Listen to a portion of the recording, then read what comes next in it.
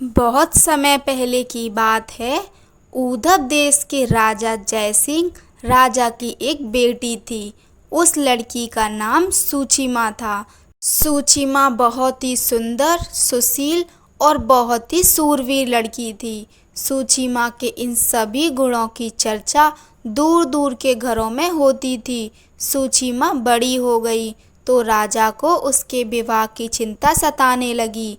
परंतु यूं तो हजारों युवक सूचिमा से विवाह करने के इच्छुक, पर उनमें से राजा को कोई भी पसंद नहीं आता था।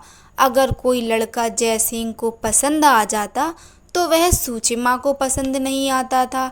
इसी कारण से सूचिमा का विवाह करना जयसिंह के लिए एक बहुत ही बड़ी चुनौती का विषय बन गया। वह दिन रात इसी उलझन में खोए रहते। एक दिन यशोधन के गुरु महल में पधारे। राजा ने उन्हें अपनी समस्या बताई। बस इतनी सी बात के लिए दुखी हो? जयसिंह की बात सुनकर गुरुजी हंसकर बोले, इस समस्या का समाधान बहुत ही आसान है। सूचिमा की शादी के लिए तुम एक स्वयंवर रचाओ। जो कोई भी सूचिमा को स्वयंवर द्वारा मिलेगा वह सूचिमा के लिए बिल्कुल सही होगा। स्वयंवर के लिए क्या शर्त रखूं गुरुदेव? राजा ने पूछा। गुरुदेव कुछ समय सोचने के पश्चात बोले, सभी देशों में घोषणा करवा दो कि दक्षिण दिशा में एक बहुत ही घना जंगल है। उस जंगल के बीच में से होते हुए जो रास्ता जाता है, रास्ते का अंत यह गुफा पर होता है। उस गुफा में अनमोल खजाना है।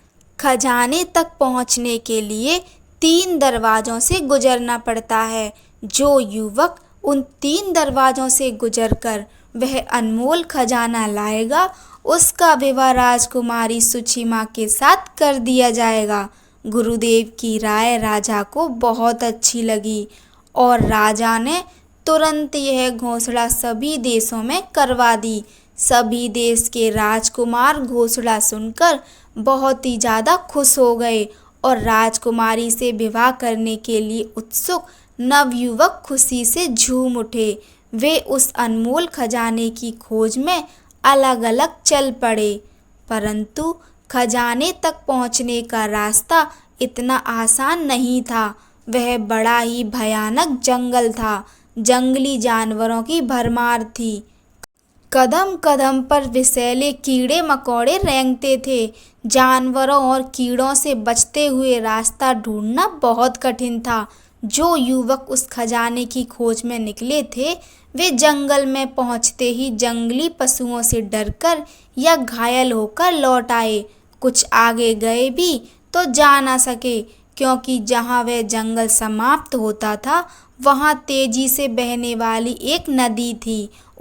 उसमें बड़े बड़े घड़ियाल थे। उस नदी के पानी का बहाव बहुत तेज था, इसलिए वहां नाव नहीं चल सकती थी। उस नदी को तैरकर पार करने के सिवा कोई चारा नहीं था। परंतु नदी में उतरना अपनी मौत को निमंत्रण देने के समान था। घड़ियाल नदी में उतरने वाले पर टूट पड़ते थे और उसे चट कर जाते थे। यह देख सभी हिम्मत हार गए। कलिंग में ही समीर नाम का एक बहादुर नवयुवक भी रहता था। उसने घोषणा सुनी तो उसके मन में भी राजकुमारी को पाने की इच्छा जागी। वह उस अनमोल खजाने को लाने के लिए निकल पड़ा। जंगल से गुजरते हुए उसे भी उन्हीं मुसीबतों का सामना करना पड़ा। रास्ते में उसे एक जगह एक सांप ने डस लिया। बड़ी मुश्किल से उसने विष उतारा। आगे एक शेर ने उस पर आक्रमण करके बुरी तरह घायल कर दिया। फिर भी मुसीबतों को झेलता वह किसी तरह नदी में किनारे पहुंच गया। नदी के किनारे पहुंचते ही उसे नदी में कई घड़ियाल तैरते नजर आए, परंतु उसने हिम्मत दिखाई। अपनी तलवार मजबूती से थाम वह नदी में कूद गया। नदी में कूदते ही उस पर कई घड़ियालों ने हमला कर दिया। समीर अपनी तलवार से उन्हें मारने भगाने लगा। वह तैरता हुआ आगे भी बढ़ता गया। उसे बहुत सारे घाव भी लगे। आखिर वह नदी के दूसरे किनारे पर पहुंच ही गया। नदी के दूसरे किनारे पर उसे एक बड़ा सा महल नजर आया। वह महल की ओर बढ़ा। महल के दरवाजे पर उसे एक तख्ती नजर आई। उस पर लिखा था, इस महल की हर चीज का मालिक मैं हूँ। मेरी अनुमति के बिना कोई भी इस महल की किसी भी चीज को छूने या उठाने का प्रयत्न ना करे। वह उस पर लिखे शब्दों को पढ़ता है और महल के अंदर जाता है। तो वह महल के अंदर जाते ही उसकी आंखें अचरज से खुली की खुली रह गईं। महल के चारों तरफ हीरे, मोती और सोना चांदी के ढेर लगे थे। उनकी रक्षा करने वाला वहां कोई भी नहीं था। महल के बाहर एक नाव थी। कोई भी उन हीरे मोतियों को चुराकर उस नाव द्वारा आसानी से भाग सकता था, परंतु समीर ने इस बारे में सोचा भी नहीं। वह आगे बढ़ा। रास्ते में उसे एक बुढ़िया मिली। वह बुढ़िया सख्त घायल थी। समीर से बोली, हे बेटा, एक जंगली जानवर ने मुझे बुरी तरीके से यह जख्म दिया है। जख्मों में पीड़ा हो रही है। कृपया मेरी सहायता करो। बुढ़िया की यह दीन दशा देखकर समीर को बहुत दुख होता है। वह भूल गया कि वह वहाँ किस लिए आया है। उसने बुढ़िया को उठाया और उसकी झोंपड़ी में ले गया, जो कि बहुत ही पास में थी। बुढ़िया को बिस्तर पर लिटाकर वह जंगल से जड़ी बूटियां जमा करने लगा, जिससे बुढ़िया का इलाज कर सके। जड़ी बूटियों से उसने मलहम बनाया और उसे बुढ़िया के घाव पर लगाया। उससे बुढ़िया को आराम मिला। वह बुढ़िया की सेवा में लगा रहा। जब बुढ़िया अच्छी हो गई तो उससे विदा लेकर आगे चल दिया। रास्ता समाप्त होने पर सामने ही गुफा थी। उसी गुफा में वह अनमोल खजाना था। वहां समीर को वे 3 दरवाजे कहीं नजर नहीं आए, जिनसे गुजरकर खजाने तक पहुंचना था। वह गुफा में पहुंचा तो उसे गुफा में कोई खजाना तो नहीं मिला, केवल एक पुस्तक मिली जिस पर लिखा था, मैं ही अनमोल खजाना हूँ। समीर उस पुस्तक को लेकर लौट चला। महल तक पहले ही ये खबर पहुंच चुकी थी कि एक नवयुवक राजा का इच्छित बहुमूल्य खजाना लेकर आने में पास हो गया है। महल में उसके स्वागत की तैयारियां होने लगीं। समीर महल में पहुंचा तो राजा यशोधन और राजकुमारी सुचेता ने उसका स्वागत किया। वहां गुरुदेव भी उपस्थित थे।